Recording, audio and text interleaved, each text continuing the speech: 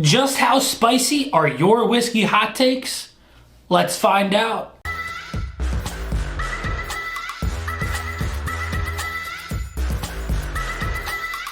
What is going on, everybody? Nathan here with the Everyday Drinker, bringing you guys a brand new video.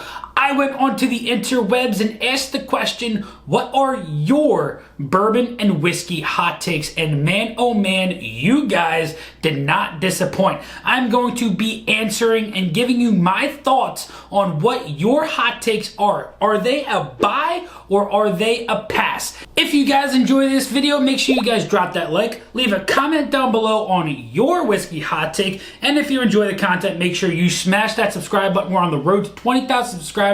Want every single one of you to be a part of that, but also bigger thing, drop down below to the Patreon. Big things happening over there, barrel giveaways, bottle giveaways, big crazy things that every single one of you want to be a part of it. We might be doing a new barrel pick here in the near future, and if you want a part of that, you gotta be a part of the Patreon, so click that link down below. But without further ado, hot take number one.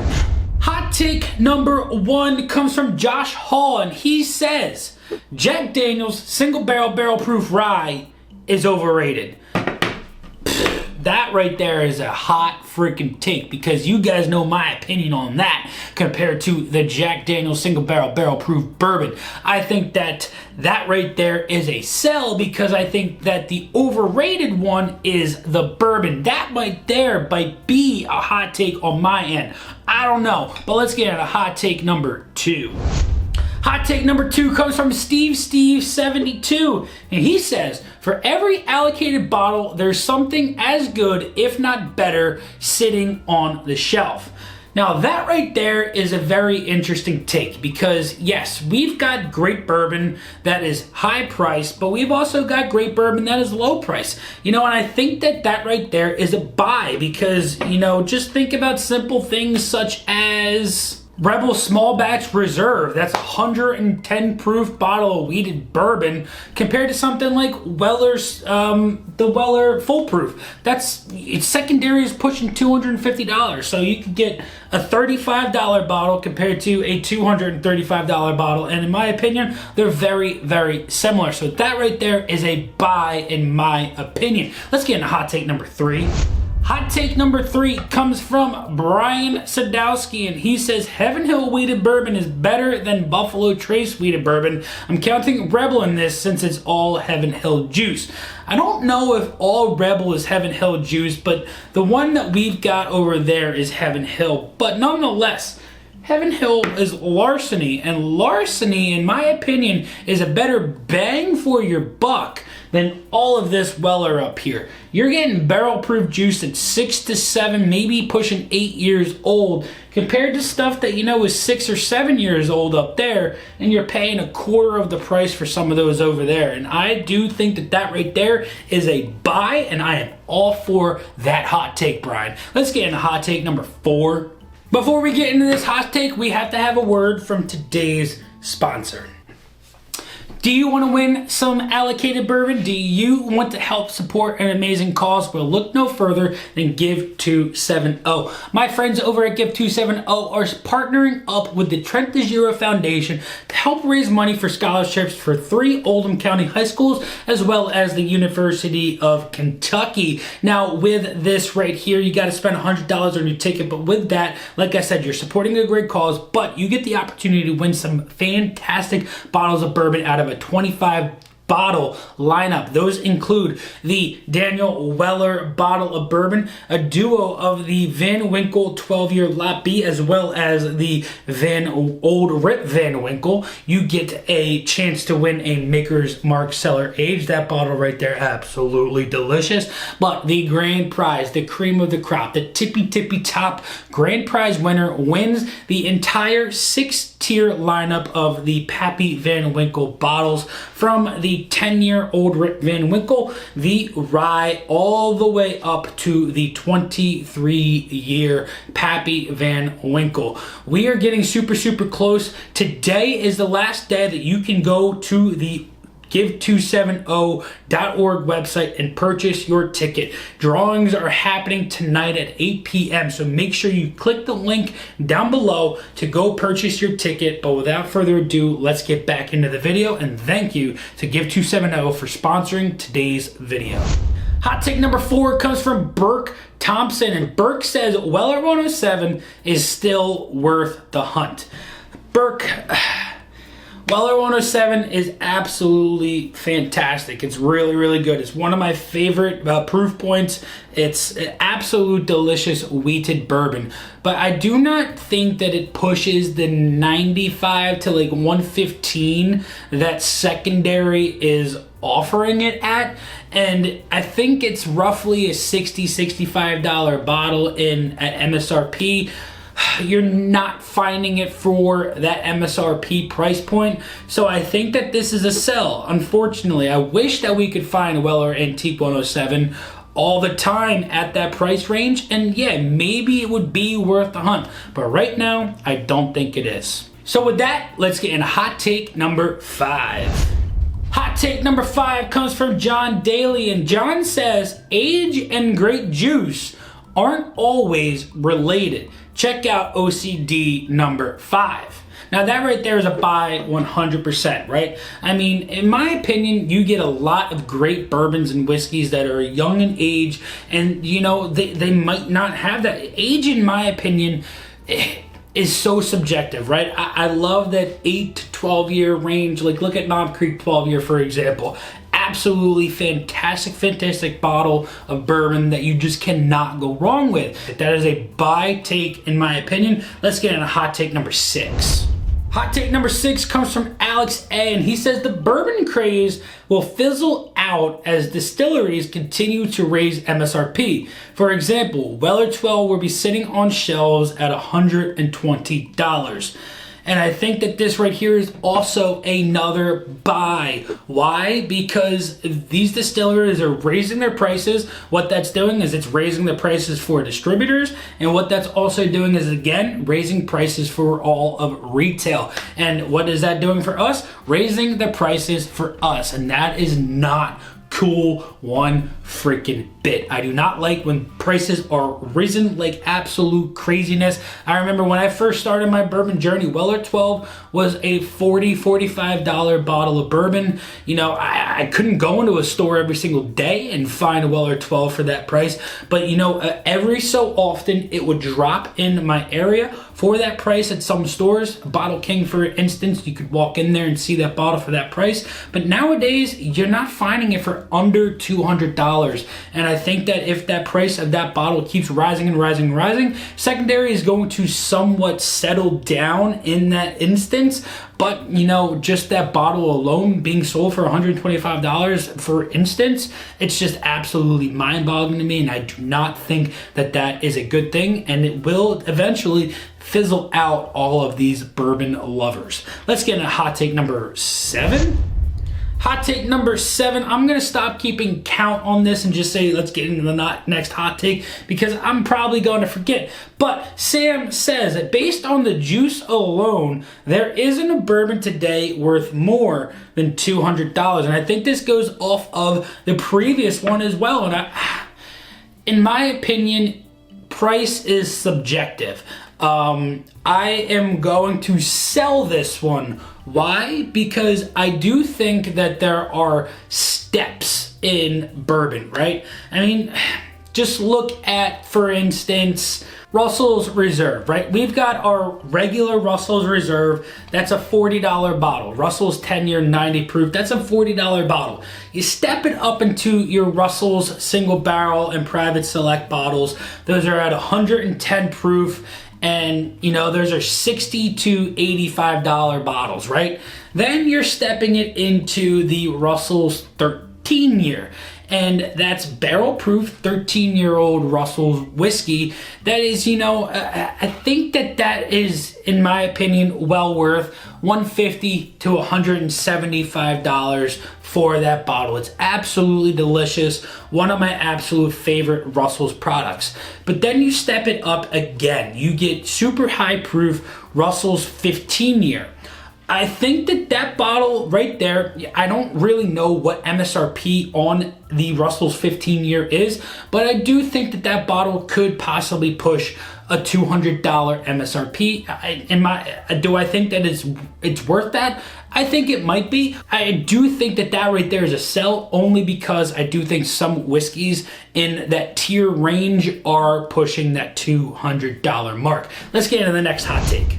Next hot take comes from New Age 609, and he says Jack 10-year and 12-year tastes just like regular old number 7 Jack.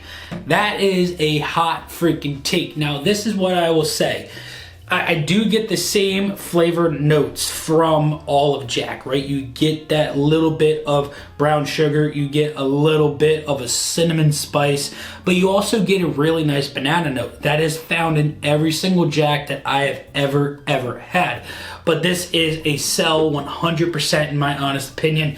Jack 12-year is just absolutely fantastic and will absolutely mind blow anybody that has it. If you are putting that up against regular old number 7, if you like a little bit more proof, you are going to go for the Jack 12-year 10 times out of 10 in my honest opinion, and that's why that hot take is a sell. Let's get into the next hot take.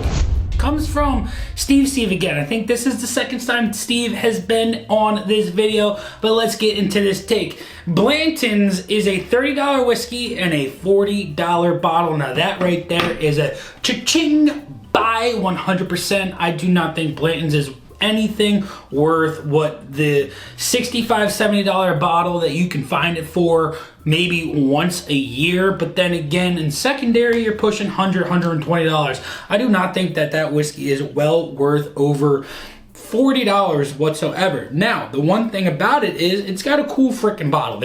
You can't say that the Blanton's bottle is not cool. So that right there is a 100% buy. I think that the bottle itself is worth more than the whiskey, and I agree 100% with you, Steve. Let's get into the next hot take. Next hot take comes from Leighton Sharp, and he says a good budget bourbon such as Early Times Bottled and Bond, Wild Turkey 101, and Evan Williams White Label are better than 70% of the bourbons on the market. Whew. That is a hot take. Holy cow. Oh.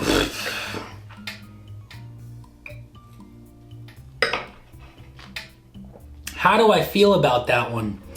Because I think that it's a good possibility, and those whiskeys right there could definitely beat out a boatload of other bourbons, especially high-priced ones that, just aren't good. Man, I don't know what I want to say about this one.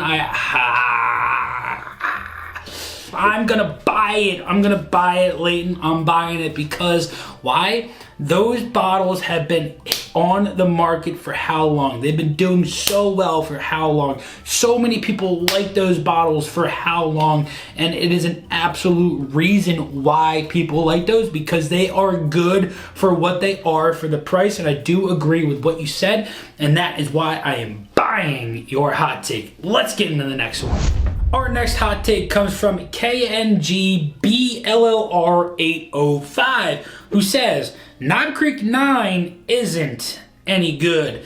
That right there, my friend, is a sell. I am not agreeing with that one bit. Knob Creek 9 year is an absolute fantastic mixer in my opinion, and I think it belongs on every single one of your bars for the price. Is it a great sipping whiskey? I don't know. But as a mixer, it's one of my absolute favorites. At 100 proof, 9 years old, gives you absolutely everything you are looking for as a whiskey drinker and a cocktail creator. And that's why I think that right there is a sell. Let's get into the next hot take. Our next hot take comes from Philip Faria, who says Old Forester 1920 is not very good. Now, let's get into the next comment after this one, and that is from Anthony, who says Old Forester as a whole is not very good. Now, both of these are absolute bombshells of hot takes. Man, I love Old Forester 1920. I think it is an absolute delicious, delicious bottle. At 115 proof, you just can't go wrong with it. I think that it packs a bunch of flavor, and I think it's very, very comparable to Wild Turkey Rare Breed. I think that even at the same exact area of price, the same proof point, I think that if you're seeing one on the shelf and not the other, you got to go with the one that you see. Now, going off of what Philip said, Old Forester is not good as a whole. That's a complete sell into my opinion as well. I think some Old Forester bottles out there are absolutely fantastic. And man, oh man, that right there is a sell in my opinion. Let's get into the next hot take.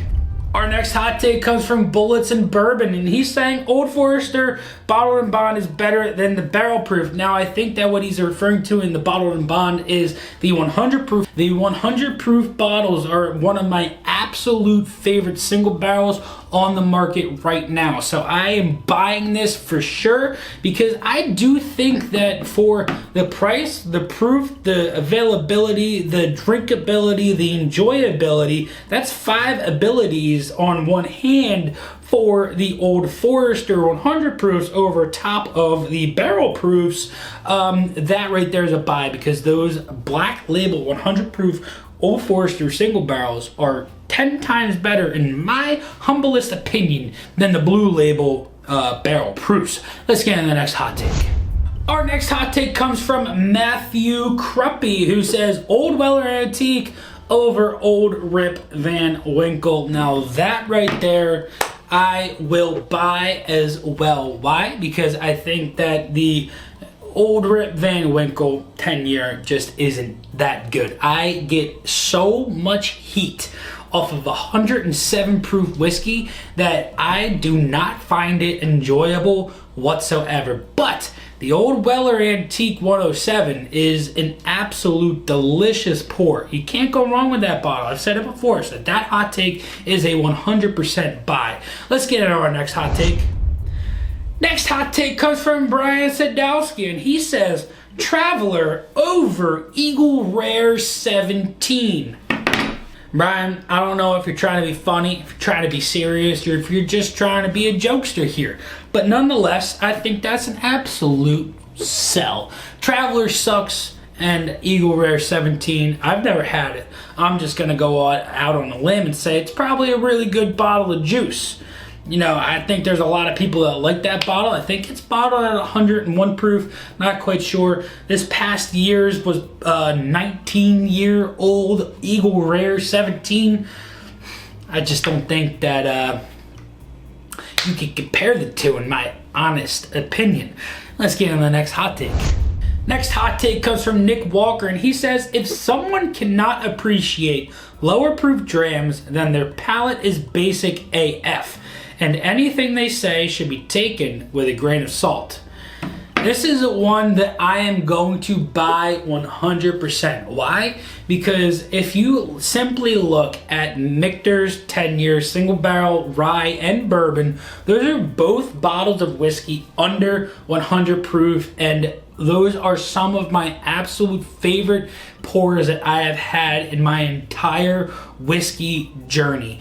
Absolutely delicious, delicious bottles that you can find absolute delicious notes out of that you won't find out of other bottles, you know? Yes, you could be a proof hound and you could love some bottles of whiskey, but low proof whiskey, I find myself trying to find an enjoyable, delicious low proof whiskey for nights that I really don't want something that's high proof and try and find those flavors and burn myself out. Trying to find a really delicious, easygoing, flavorful low proof whiskey, in my opinion, is harder to find than a high proof whiskey.